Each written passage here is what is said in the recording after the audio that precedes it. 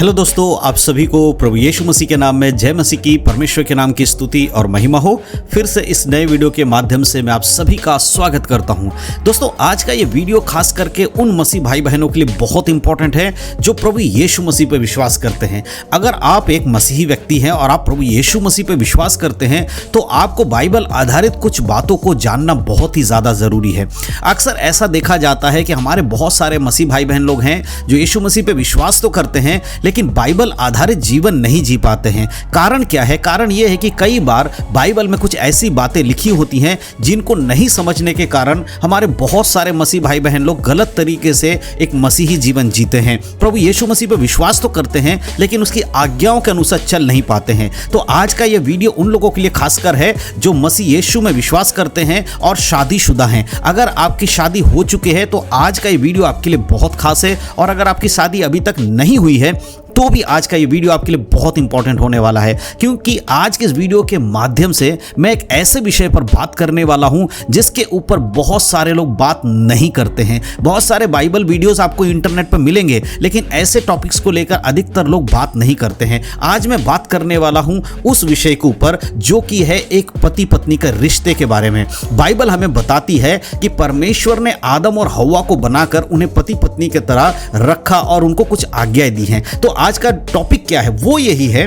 क्या सच में ऐसा बाइबल में लिखा है कि जब एक व्यक्ति की शादी हो जाती है तो उसके बाद उसे अपने माता पिता को छोड़ देना चाहिए और उसे अपनी पत्नी के साथ अलग जाकर रहना चाहिए? क्योंकि बहुत सारे विश्वासी लोग ऐसा सवाल पूछते हैं कि ब्रदर, बाइबल में तो ऐसा लिखा गया, यीशु मसीह ने कहा है कि पति पत्नी अब एक तन है, अलग नहीं है, इसीलिए वो अपने माता पिता से अलग रहे या अपने माता पिता से अलग होकर रहे। इस प्रकार का सवाल बहुत लोगों के मन में आता है। तो आज के वीडियो में मैं आपको क्लियर करने वाला हूं, क्या सच में जब एक विश्वासी यानी कि एक मसीह भाई बहन जो पति पत्नी बनते हैं, यानी एक स्त्री और पुरुष का जब शादी होता है मसीह यीशु के अधीनता में होते हुए, तो क्या उन्हें अपने माता पिता को छोड़ देना चाहिए? क्योंकि बाइबल में ऐसा लिखा है। और कई बार लोग क्या करते हैं, एक वचन को लेते हैं और उस वचन के अनुसार ये कहते हैं कि इस वचन में देखो लिखा है कि पति पत्नी अब एक साथ रहेंगे माता पिता से अलग। और वो वचन कौन सा है? वो है मत्ती रचित सुसमाचार उसका 19 अध्याय उसके 5 आयत को लेकर वो इस प्रकार कहते हैं। वहां इस प्रकार लिखा है, इस कारण मनुष्य अपने माता पिता से अलग होकर अपनी पत्नी के साथ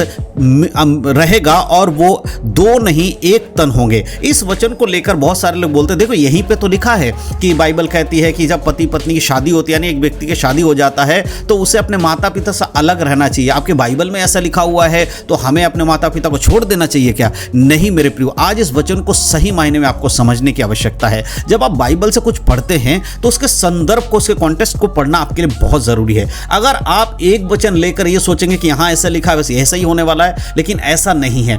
बाइबल हमें क्या बताती है? यहां पर जब यीशु मसीह इस बात को कह रहे हैं तो अगर आप इस 19 अध्याय को पूरा पढ़ेंगे तो आपको पता चलेगा कि यहां पर तलाक के विषय में लेकर कुछ लोग यीशु मसीह से सवाल को करते हैं और उससे पूछते हैं कि क्या करना चाहिए। तो यहां पर यीशु मसीह जिस बात को कह रहे हैं, एक्चुअल में यह बात उत्पत्ति की किताब में लिखा गया है। जब हम उत्पत्ति की किताब पढ़ेंगे तो वहां आपको यह बात मिलेगी। दूसरे अध्याय उसके 24 आयत में परमेश्वर ने जब आदम और हव्वा को बनाकर अदन की वाटिका में रखा, वहां पर इस प्रकार परमेश्वर ने कहा था कि अगर आप उसके 23 आयत से लेकर पढ़ेंगे तो लिखा है, तब आदम ने कहा, अब ये मेरी हड्डी में की हड्डी और मेरे मांस में की मांस है, इसीलिए इसका नाम नारी होगा क्योंकि यह नर में से निकाली गई है। तब परमेश्वर ने क्या कहा? उसके बाद देखिए क्या लिखा है। लिखा है, इस कारण पुरुष अपने माता पिता को छोड़कर अपनी पत्नी से मिला रहेगा और वो क्या है, एक ही तन बने रहेंगे। ये वचन वहां पर लिखा गया था। इसका अर्थ क्या है?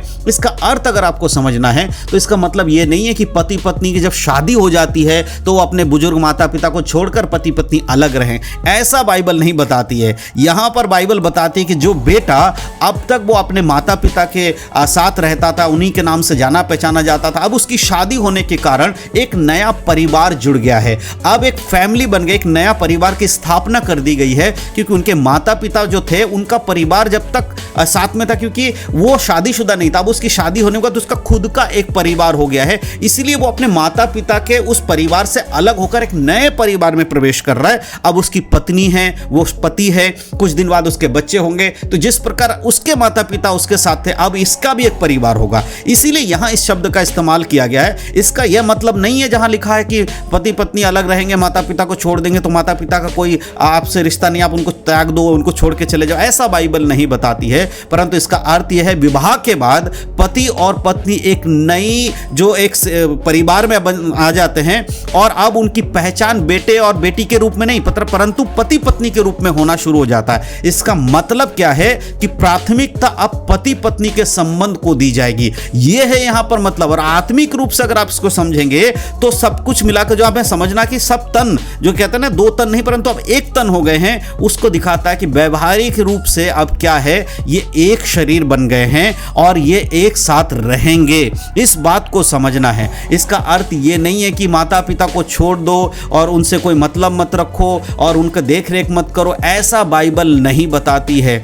आज बहुत सारे लोग इस वचन का गलत मतलब समझते हैं और कहते हैं नहीं जी बाइबल में तो लिखा है तो हम अपने माता पिता के संग नहीं रह सकते। तो उसी बाइबल का एक वचन और अगर आप पढ़ेंगे तो आपको पता चलेगा, निर्गमन 20 अध्याय जहां पर परमेश्वर ने 10 आज्ञाएं दी, उसमें से एक आज्ञा में क्या लिखा है कि तू अपने माता पिता का क्या करना, आदर करना, उनका मान सम्मान करना, उनका बातों को मानना, ये भी बात वहां पर लिखा है। तो उस आज्ञा का आप क्या करेंगे? इसीलिए माता पिता का सम्मान भी तो करना है। अगर आप शादी के बाद माता पिता को छोड़ देंगे तो क्या आप माता पिता का सम्मान कर रहे हैं? नहीं मेरे प्रियो। इसीलिए बहुत इंपॉर्टेंट है कि बाइबल के वचनों को जब आप पढ़ते हैं उसे संदर्भ में पढ़िए और उसका अर्थ को समझिए कि यीशु मसीह ने क्या कहा है। तो ये वचन लेकर बहुत सारे लोग जब अलग रहने लगते हैं, उनसे समझाया जाता है भाई अपने माता पिता का ख्याल रखो, वचन में ही लिखा है, बाइबल में ही तो लिखा है, हम कौन सा बाइबल का वचन तोड़ रहे हैं, हम तो अच्छा ही कर रहे हैं क्योंकि अपने माता पिता को हम अलग से खर्चे दे देंगे, चलो हम उनको कमरा लेके दे देंगे, लेकिन हम अपने साथ नहीं रखेंगे। मेरे प्रियो, आपके माता पिता को आप अपने साथ रख सकते हैं, उन्हें रखना भी चाहिए। उनके बचपन में आपका देखरेख आपके माता पिता ने किया, अब बुढ़ापे में उनकी देखरेख कौन करेगा? वो आपकी जिम्मेदारी है। और बाइबल में जो बातें लिखी हैं कि पति पत्नी अब माता पिता से अलग होकर, वो सिर्फ और सिर्फ उनके परिवार और आपका एक नया परिवार के बारे में बताया, संबंध के बारे में है कि अब आप शादीशुदा हो इसलिए आपका एक नया परिवार है।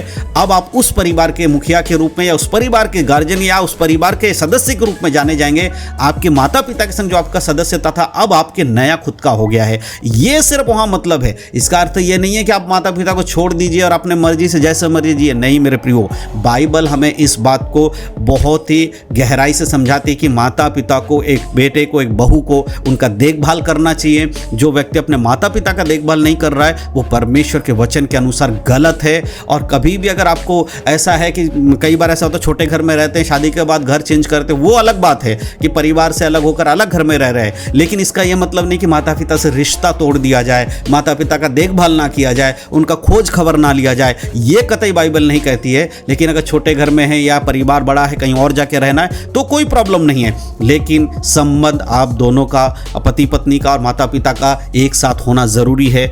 यही बाइबल की शिक्षा है। तो ये जो बहुत सारे लोगों के मन में सवाल आ रहा था, तो ये दो बातें बहुत इंपॉर्टेंट है कि माता पिता का भी सेवा आपको करना है, दूसरी बात जो है आपके पति पत्नी का खुद का भी एक रिश्ता है, उसको भी आपको निभाना है। यही बाइबल की आज्ञा है। तो मैं विश्वास करता हूं इस वीडियो के माध्यम से जो आपके मन में डाउट था, इस वचन को लेकर कई सारे लोगों के मन में डाउट था, वो क्लियर हुआ होगा। अगर वीडियो अच्छा लगा हो अपने मसीह भाई बहनों में शेयर जरूर करिए। सबको जय मसीह की। God bless you.